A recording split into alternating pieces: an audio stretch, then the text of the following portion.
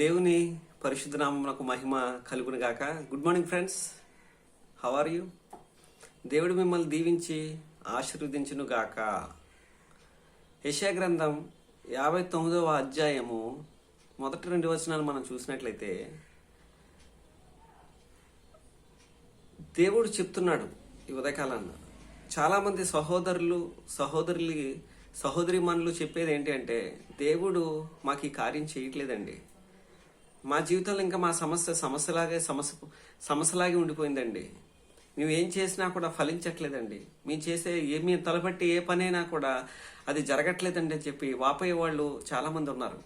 కారణం ఏంటి అంటే, దేవుడు ఏం చెప్తున్నాడంటే, ఒక్కసారి 59వ అధ్యాయము, రక్షింపనేరక ఉండునట్లు యెహోవా హస్తము కొరచ కాలేదు, విననేరక కుండునట్లు ఆయన చెవులు మందము కాలేదు.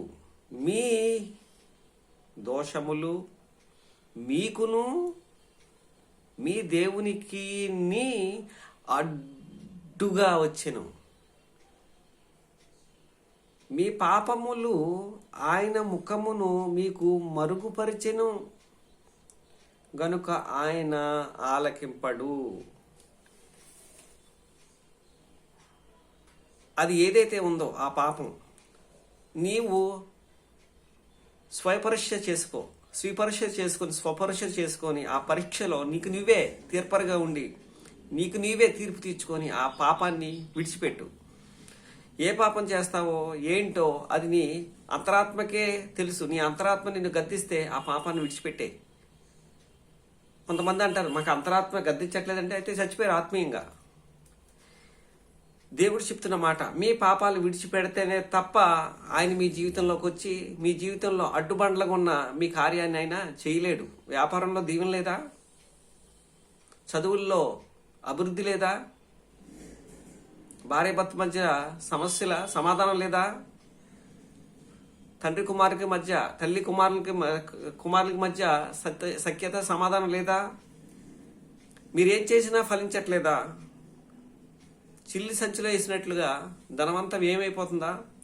అప్పుల బాధల్లోని, ఆర్థిక ఇబ్బందుల్లోని కూరుకుపోయారా? ఆరోగ్య సమస్య, ఏ సమస్య గుండా నువ్వు వెళ్తున్నా సహోదరిమణి వినమ్మా, దేవుడు నీతో మాట్లాడుతున్నాడు.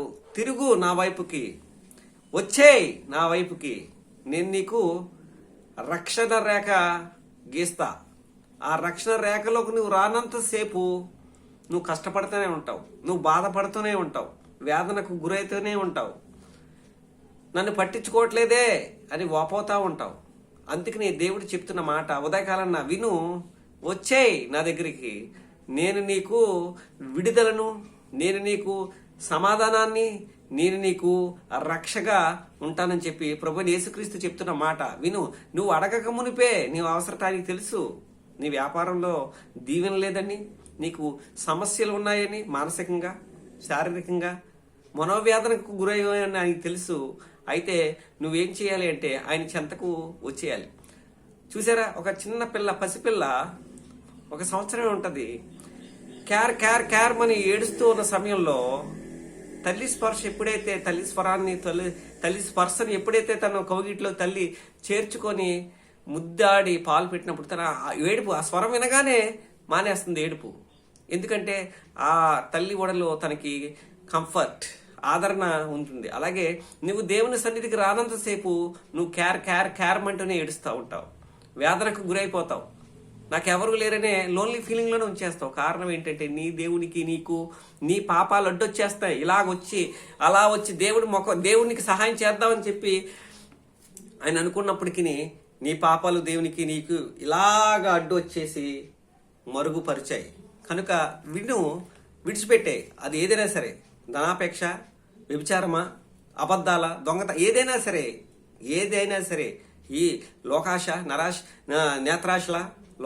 నేత్రాశ, జీవపుటమ్మము, ధనాపేక్ష, అబద్ధాలు, ఇవన్నీ ఏదైతే దేవుడికి చిత్తం, దేనికి వ్యతిరేకంగా ఉందో వాటిని విడిచిపెట్టి ఆయన వైపుకు నీవు తిరిగినట్లయితే ఆయన సిద్ధంగా ఉన్నాడు. నీ వైపు ఆల్రెడీ తిరిగే ఉన్నాడు, నువ్వే తిరగట్లేదు. తిరిగితే నీకు అనుకోని విధంగా సహాయము, ఆశ్చర్యకరమైన సహాయం దేవునికి చేస్తాడని ఉదయకాలన్న ఆయన దాసుని ద్వారా చెప్పిస్తున్నాడు.